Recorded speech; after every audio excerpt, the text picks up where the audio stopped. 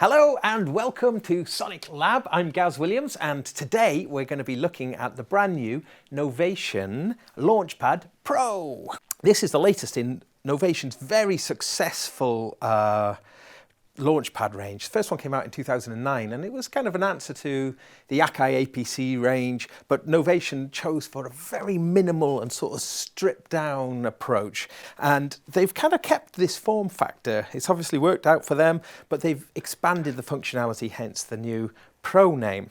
So what we have here essentially is a 64 pad grid, 8x8, and the features are essentially designed around an Ableton Live workflow, but it's not exclusively for Ableton Live, but it certainly will work extremely well for Ableton Live. So when I first plugged it into my computer, I was really pleased. I was running a Mac OS X Yosemite, running Ableton 9.2.2. It saw it straight away and I didn't have to configure anything. I didn't even have to go to the settings panel. It just saw it and we were good to go straight away. Looking at the computer screen, and I've got a project set up here, what we can see is there's a blue outline which outlines an 8x8 grid, and there's navigation buttons on the Launchpad. Now this is something which people who would be familiar with these Launchpad devices, or the APC as well, will be familiar with this idea, but we can navigate around our live set with these buttons and we can move around it like that. But if I hold the session button down, then I can jump around, and if I had a bigger set, I could jump around the whole set with these as navigation. New to the Launchpad Pro is this strip down the left-hand side. This strip gives us functions which it's meant to kind of mean that we don't need to go to the computer so much for when we're doing various editing tasks. So we can turn on a metronome, we've got an undo button, a delete button, quantize button, duplicate and double. Now there's also a shift button, and when I press shift down I've got redo and I can enable record quantize. Little bit of a missed opportunity, I think, though, that there's other functions that could really benefit from a shift function. Maybe shift and click for tap tempo, something like that would be cool. But I guess what Novation are counting on is if there are things that it doesn't currently do, if you go to the user map mode, you've got basically a whole bunch of buttons, including all the mode buttons, everything here, everything is MIDI assignables. Right, okay, along the bottom, we have what's called the sort of mixer section. And this is cool. It allows us just to choose various parts of the mixer, like for instance, volume. You know, I can solo. The bottom row, incidentally, when I choose things like solo, mute, record arm and track select, gives us this blue strip at the bottom. So track select, I can select a track here, like so. Same for mutes, blah, blah, blah. That's how we do it, nice and easy.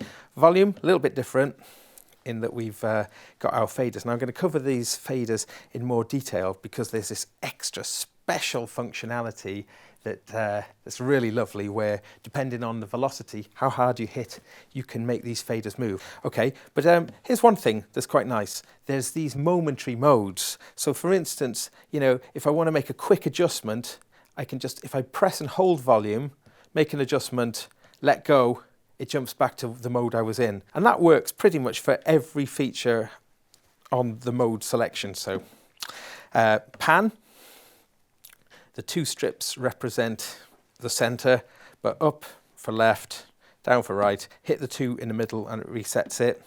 Sends, nice thing about the sends is that the column down the right lets us select up to 8 sends. And again, they all work with this method of, you know, fast tap, instant, slow tap, slow fade. So we can see nice slow fades, or like that.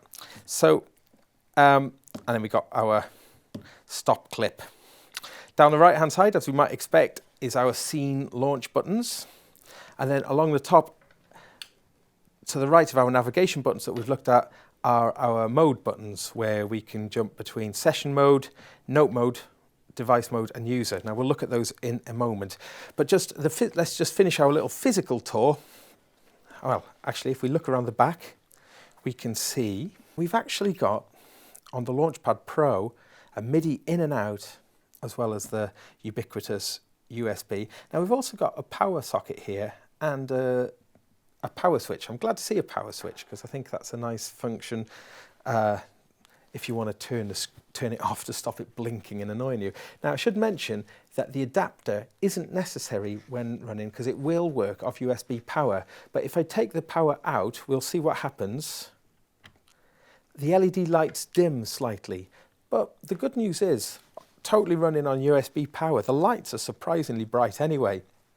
Putting the power back in and we'll see the lights come up a little bit. Now, the power is also essential for when you use the Launchpad Pro independently of a computer. So this is another thing, one of the real kind of headline grabbing elements of the Launchpad Pro is the fact that you can actually use it just as a regular MIDI controller, not connected to the computer.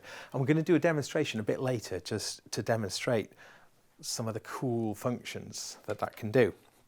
Okay, so that concludes our little tour, but what I do want to mention, we noticed that the MIDI is on little breakout cables. Now these little breakout cables go into a mini jack, and I just want to say one thing. We're starting to see more and more manufacturers adopting mini jacks instead of the venerable DIN plug. Now, this is something that's winding me up a little bit because I think DIN plugs are they make such a nice positive connection. Now, there's a slight problem with this Launchpad Pro. Sometimes if there's weight of the MIDI cable, can actually pull the thing out the back. So we've had it fall out a few times, which, you know, if that happened in a live gig, that could really kind of mess things up. So this begs the question, if manufacturers are going to choose the dreaded mini jack, then please, please, please get the wiring sorted. And this mini jack MIDI issue is something that the great Peter Kern of Create Digital Music has been flagging up recently as well. So come on, as I say, manufacturers, please, let's get standard with these things if you're gonna use them. I'd rather use the DIN plugs personally.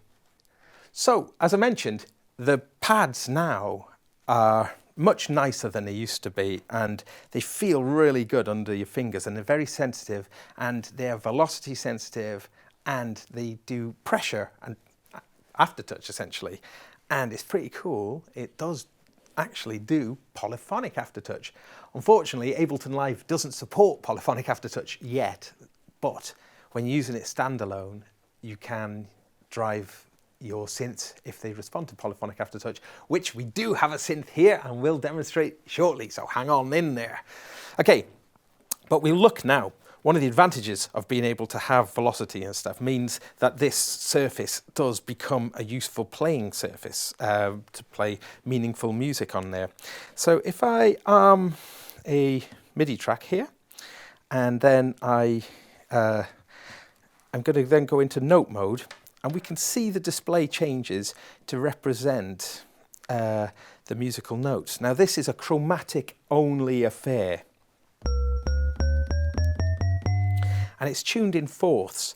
And at first I was really scratching my head trying to work out how to adapt to this. Of course, a big competitor of the Novation Launchpad series is Ableton's own Push, and that's got a very comprehensive scale functionality where you can dial in all sorts of scales.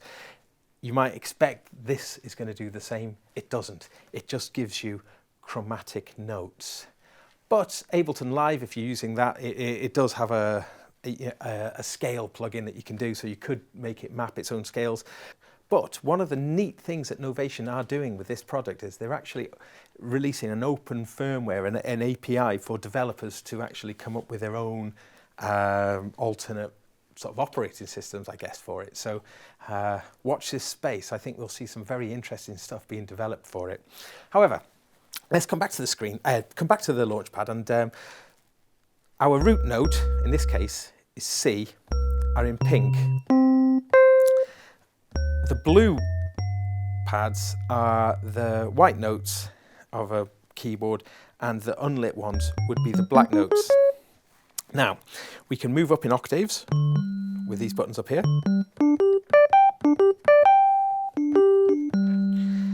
And we can actually transpose the whole shebang with the left and right buttons here.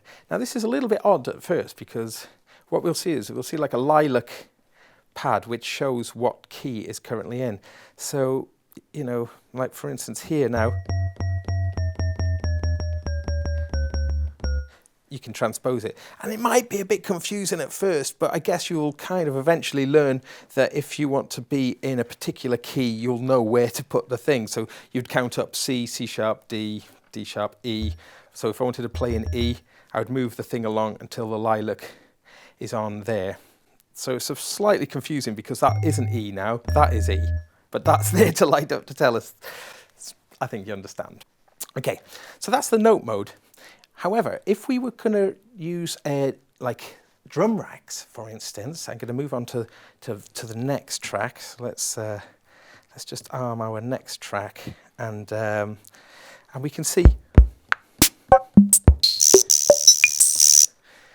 it gives us our 16 pads, and now the other ones that are empty. These are the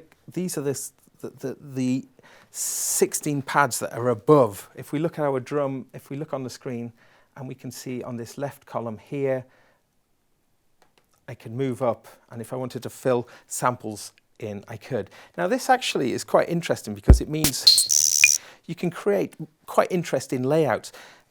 The Ableton Push, for instance, uses the extra pads for putting a little step sequencer. There's no step sequencer in this device, I should add. But what you do gain is you gain this real estate for making kind of interesting layouts. So I'm just going to select this track, and here I've arranged the different samples across to create a little pattern. So I can play an interesting. I can make an interesting approach to.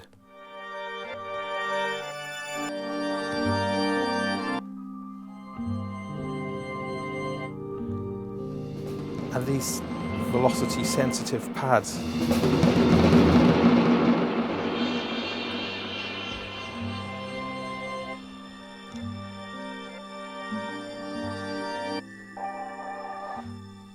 But here we do notice one of the drawbacks. Now this is an Ableton Live drawback, I should mention, in that we can't assign our lovely colour palette to these drum racks. That's a current limitation of Ableton Live. So come on Ableton, let us choose colours for the drum racks. That would be really helpful. So as I mentioned, those faders that we saw earlier, the way that those faders work with these, that method works for the device mode. So come into the device mode here, and there's a macro setup which has got some delay and some filters, various things. Now this is something that I put together earlier.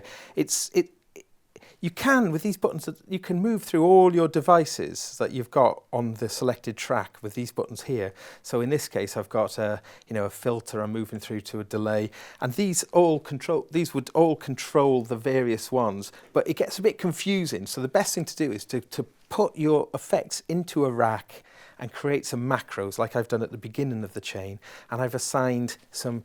So these are the 8 parameters that you have in the macro. Now, if I jump to my session view, and I'm going to do that momentary thing now, I'm going to press and hold session view, I'm not going to let go of it, I'm going to trigger a scene, jump back, so,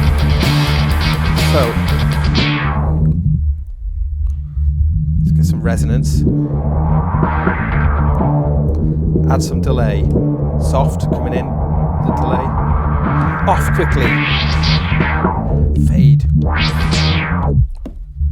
And this is brilliant fun. You can really manipulate these things and get lots of stuff on the go. Different delay times. Off. Slow fades. So you can see there's a real performance functionality in this. Now, so if that fade thing isn't to your taste and you want it to work more like an actual physical fader, you can do that, and that brings us to this little button that we haven't mentioned so far, which is the setup button. Now the little setup button is a little recessed button up in the top corner. If I press, it's a momentary button, keep my finger on it here, I can turn off that fader motion. So now we can look, as I drag my finger along, they act more like a regular kind of fader. And I have to say that these pads are nice and sensitive. Just a fairly gentle touch is all that's necessary. So that's nice. Again, to re-enable it, press, can choose it again. So you've got a few variations that you can choose if you want it to be faster or more sensitive, etc. Now, that, I should mention, is specific, those settings, the top settings are specific to whatever mode that you're in. And that's really cool, because that means that if I was to go to like the volume page, for instance, I could choose a different sensitivity or turn it off, and that wouldn't affect the device mode. Another thing that's cool to show is that you can kind of create your own your own LED light shows, which could be really cool from a performance point of view.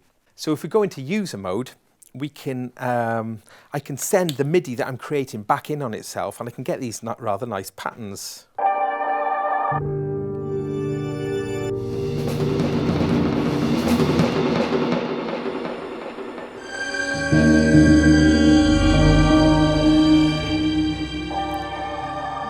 And the way that's working is, because I'm sending MIDI back on itself, I'm just using like arpeggiators and chorders to sort of send more MIDI notes there. So as I hold one note down, it's sending all sorts of MIDI information to it. Could be pretty cool if you're using it in a live setting, just if you want something to, you know, to be a visual aspect to your performance. So now I'm going to quit Ableton Live, and this is going to show the Launchpad Pro working in standalone mode. So I'm just going to get up this screen here. Now on my computer screen I can see from the manual what our setup buttons do in our standalone mode. So it's jumping straight to note mode. We can also see that this little LED light at the front has changed from green to blue. So I'm playing now the Roland JD-XA via the MIDI DIN. And you can hear me apply aftertouch.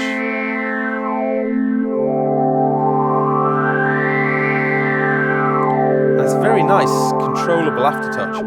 But the ace up the sleeve of the Launchpad Pro is the fact that if I press the little setup button and go here, I can turn on Poly Aftertouch now.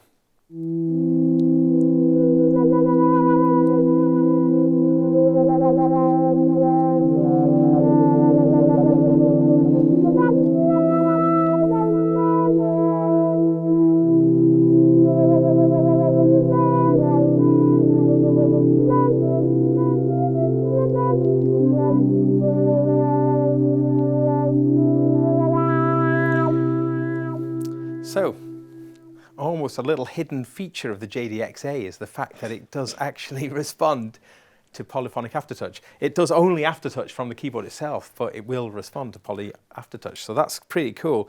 So Polyphonic Aftertouch really, truly is quite a liberating experience, and I think we're going to see a lot more devices support it in the future. Lovely. So going back to our setup mode, we can change its mode from note mode.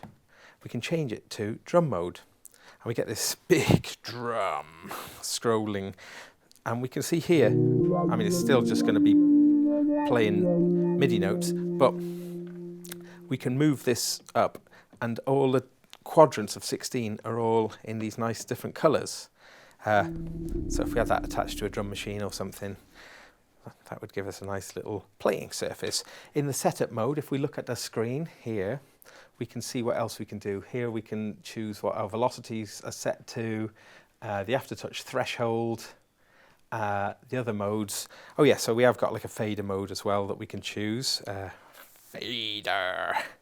And that will give us faders that we can send MIDI CCs to our devices using this nifty killer feature. And also we've got ability to set what MIDI channels it's on. So initially there's going to be a little bit of manual reference whilst you learn what those are, and just noticing that this nifty little light actually changes colour on the front to show you what mode you're in. So we're in the fader mode now, it's purple. Let's go to drum mode, yellow. Only just noticed that. and back to note mode, back to blue. So that's actually a very useful little thing. So for a price of around $299, that's at about 209 UK pounds, it isn't cheap. It's certainly quite a lot more than the Launchpad S, which is still going to be sold concurrently. It is, however, quite a lot cheaper than Ableton's Push, albeit without all the functionality that the Push has got. But I do think that the Launchpad Pro does carve out a particular niche for itself with some very interesting innovative functions. The fade thing is just superb. The Polyphonic Aftertouch, the ability to use it as a standalone MIDI device as well. I definitely recommend it. It worked straight away. As I say, I was using version 9.2.2, so you might need to upgrade your Ableton Live if you want to use it with that. But it all comes together in a very nice, attractive package that I've enjoyed using extremely. So that's it for me. I'm Gaz Williams. This has been Sonic Lab, and bye for now.